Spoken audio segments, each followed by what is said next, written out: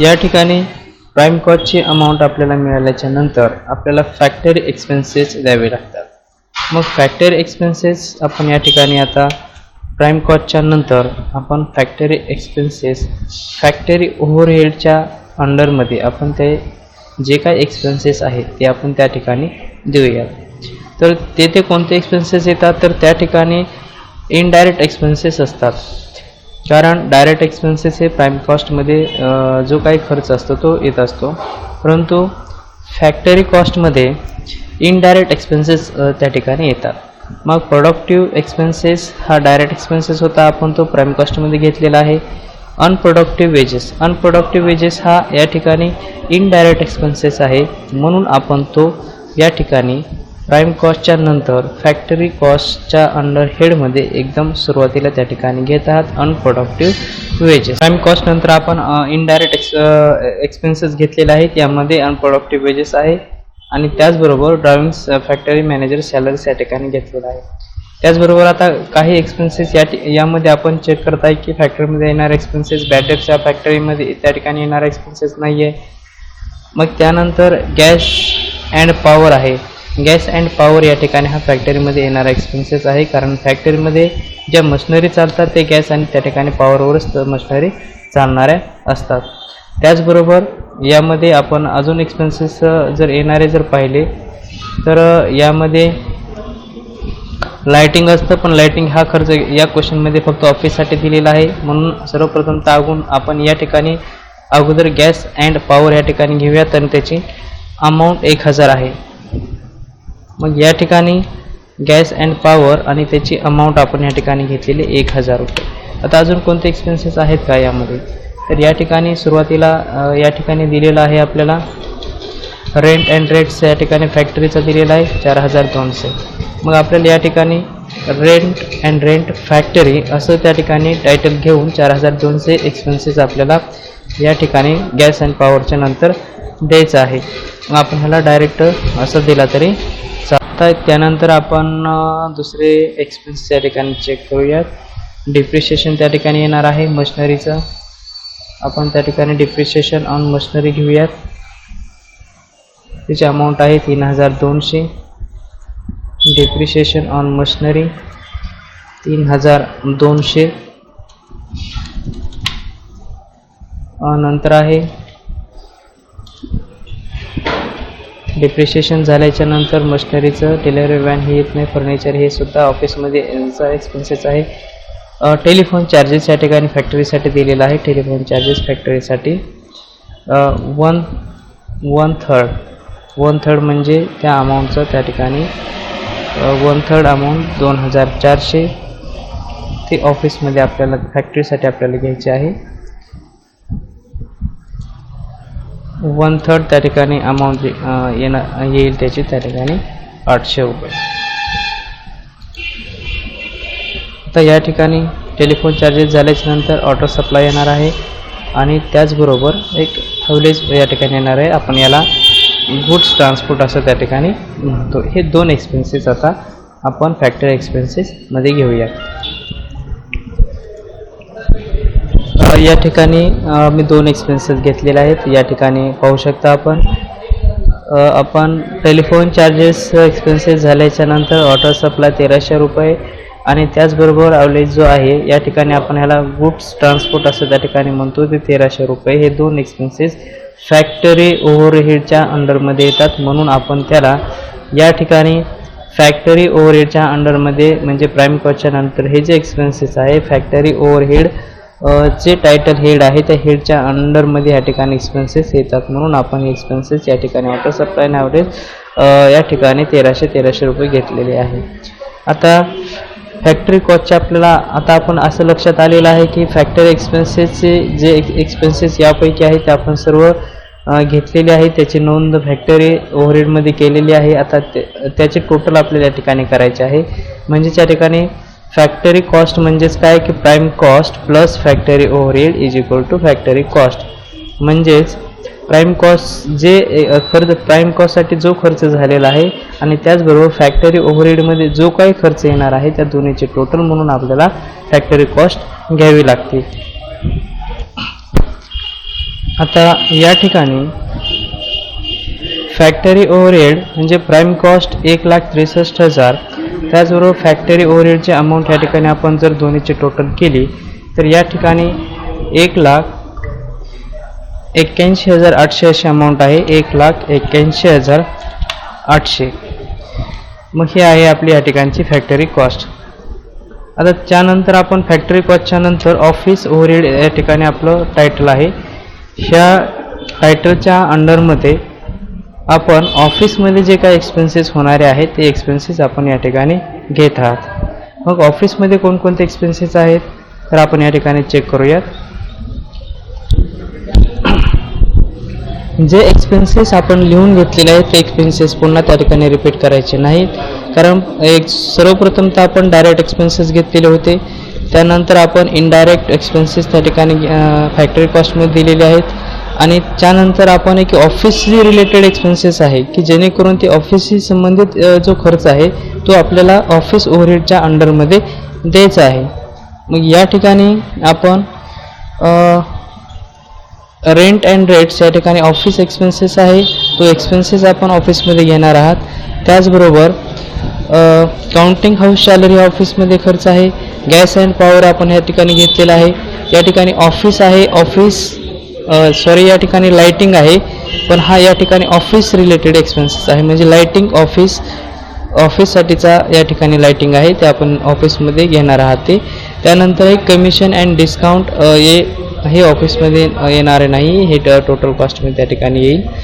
आणि त्याचबरोबर office furniture, त्याबरोबर printing and stationery, telephone charges ऑफिससाठी दिलेला आहे. आणि नंतरचं त्या ठिकाणी आहे म्हणजे एवढे एक्सपेन्सेस त्या ठिकाणी आपल्याला ऑफिसमध्ये घ्यायचे आहे. आता ऑफिसमध्ये आपण सर्वप्रथमतः या ठिकाणी रेंट अँड रेट्स या ठिकाणी घेत आहात. ऑफिसची त्या ठिकाणी अमाऊंट आहे 1,500. ऑफिसमध्ये सर्वप्रथमतः ऑफिस ओव्हरहेडच्या अंडरमध्ये रेट अँड रेट्स ऑफिस 1,500 या ठिकाणी आपण घेतलं आहे. रेंट अँड रेट्स या ठिकाणी ऑफिस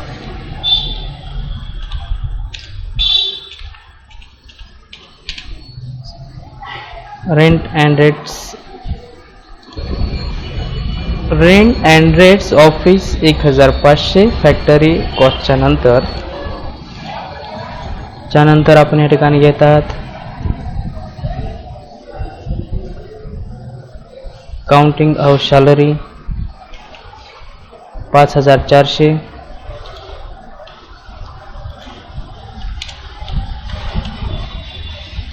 नंतरचा एक्सपेन्सेस आहे लाइटिंग ऑफिस 800 रुपये.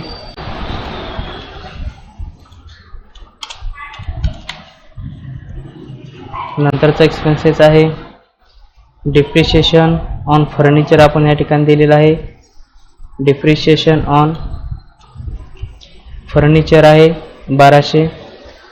डिप्रिशिएशन ऑन फर्निचर या ठिकाणी 1200 रुपये पाऊंड एंट्री केलेली आहे.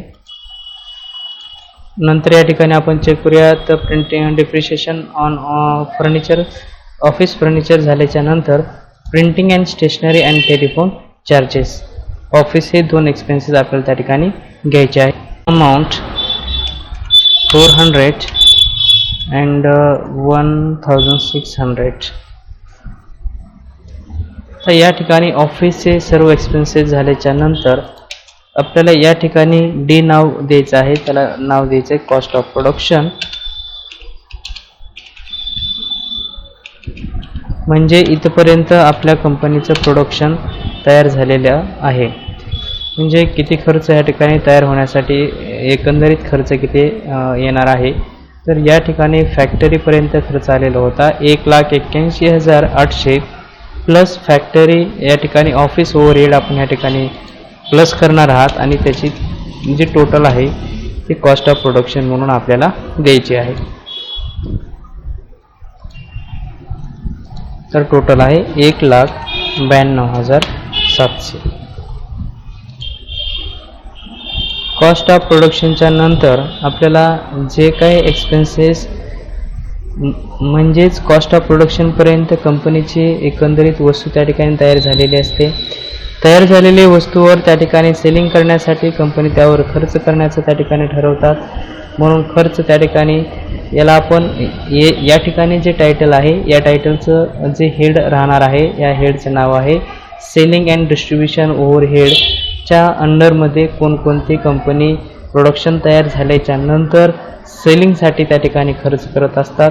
तर आपण या क्वेश्चनमध्ये आपल्याला असे एक्सपेन्सेस दिलेले आहेत का, तर असे एक्सपेन्सेस या क्वेश्चनमध्ये दिलेले आहेत. म्हणजेच या ठिकाणी आपण चेक करूयात. बॅड डेब्ट्स आहे. बॅड डेब्ट्स हे कॉस्ट ऑफ प्रोडक्शनच्या नंतरच त्या ठिकाणी आपल्याला घ्यावे लागतात. त्यानंतर कमिशन अँड डिस्काउंट हे 2 एक्सपेन्सेस आहेत. त्याचबरोबर सेल्स प्रमोशन एक्सपेन्सेस म्हणजेच त्या ठिकाणी सेल्स प्रमोशनसाठी जो काही खर्च होणार आहे ते सुद्धा आपल्याला त्या ठिकाणी द्यायचं आहे. त्याचबरोबर डिप्रिशिएशन ऑन डिलिव्हरी व्हॅन जे काही आपण जे पक्क मटेरियल आहे पक्क मटेरियल शोरूमपर्यंत घेऊन जाण्यासाठीचा जो काही खर्च आहे तो खर्च आपल्याला या ठिकाणी द्यायचा आहे.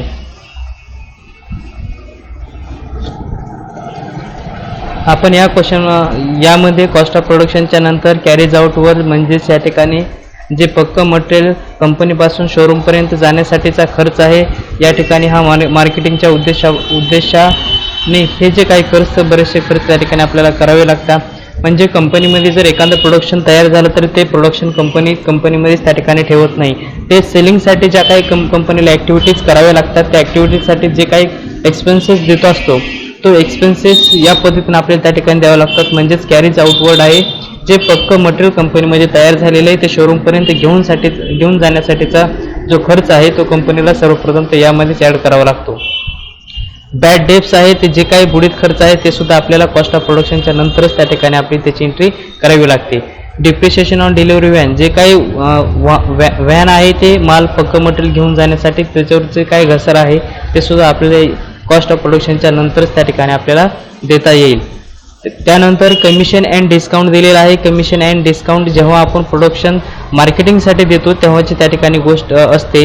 म्हणून आपण कमिशन अँड डिस्काउंट हे मार्केटिंगसाठी त्या ठिकाणी जेव्हा मार्केटिंग करत असतो किंवा एखाद्या वस्तूवर आपण त्या ठिकाणी डिस्काउंट देत असतो.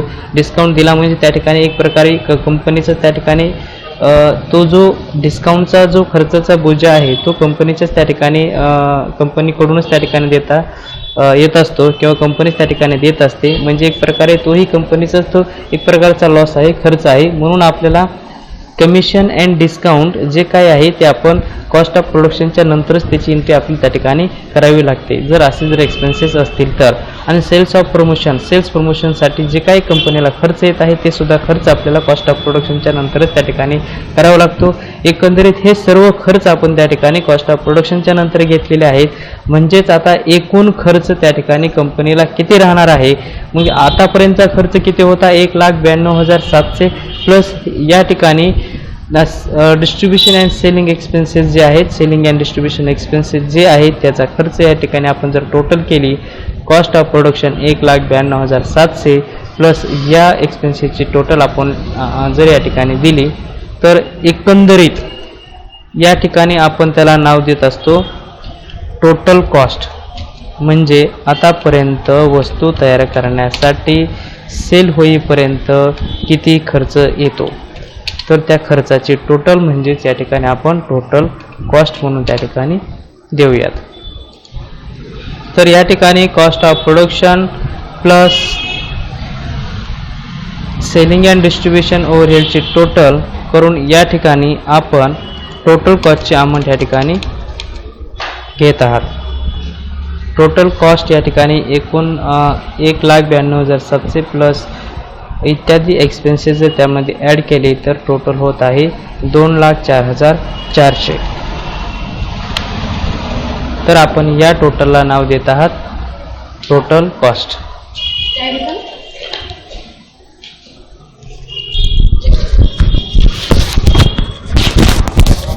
तर या ठिकाणी एकंदरीत वस्तू सेल होईपर्यंतचा जो खर्च राहणार आहे त्या खर्चाचे टोटल आपण या ठिकाणी दिलेले आहे 2,04,400 रुपये एकंदरीत खर्च येत आहे.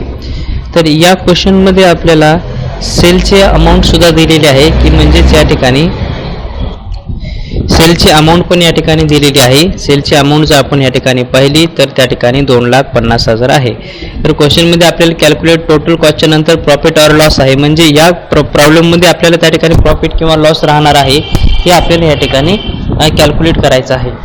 तर आपण पाहू शकता की प्रॉफिट ऑर लॉस, तर या ठिकाणी सेलची अमाऊंट दिलेली आहे 2,50,000. तर मग टोटल कॉस्टच्या नंतर आपण त्या ठिकाणी सेल्स घेऊयात. हा टोटल कॉस्टची अमाऊंट आहे 2,04,400. तर सेल्स या ठिकाणी दिलेला आहे 2,50,000 सेल्स आहे, म्हणून या ठिकाणी 2,50,000. तर आता पहा एकंदरीत खर्च आहे 2,04,400 आणि सेल्स आहे या ठिकाणी 2,50,000. तर या ठिकाणी प्रॉफिट आपल्याला साहजिकच मिळू शकतो.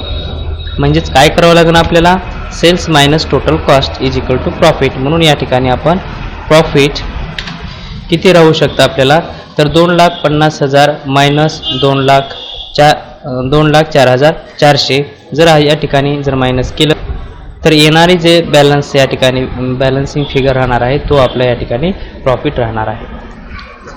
तर या ठिकाणी प्रॉफिट आपला राहील 45,600. तर या ठिकाणी आपला हा प्रॉफिट या क्वेश्चनमध्ये राहणार आहे. तर आता एक गोष्ट या ठिकाणी लक्षात ठेवायची आहे की या क्वेश्चनमध्ये आपल्याला income tax advance income tax दिलेला आहे, त्याची एंट्री आपण कुठंच घेतलेली नाही. एक या संदर्भात एक नोट आहे या ठिकाणी लक्षात ठेवायची आहे. कोणत्याही प्रकारचा इन्कम टॅक्सची जे काही एंट्री आहे ते कॉस्ट शीटमध्ये होत नसते, म्हणून आपण कॉस्ट शीटमध्ये हा इन्कम टॅक्स त्या ठिकाणी घेतलेला नाही. तर अशा पद्धतीनं आपण हा जास्तीत जास्त एक्सपेन्सेस असणारा या ठिकाणी क्वेश्चन सॉल्व केलेला आहे. तुम्ही एकदा सर्व गोष्टी या ठिकाणी पाहू शकताय की कशा पद्धतीनं कॉस्ट शीट या ठिकाणी सॉल्व करायचा आहे.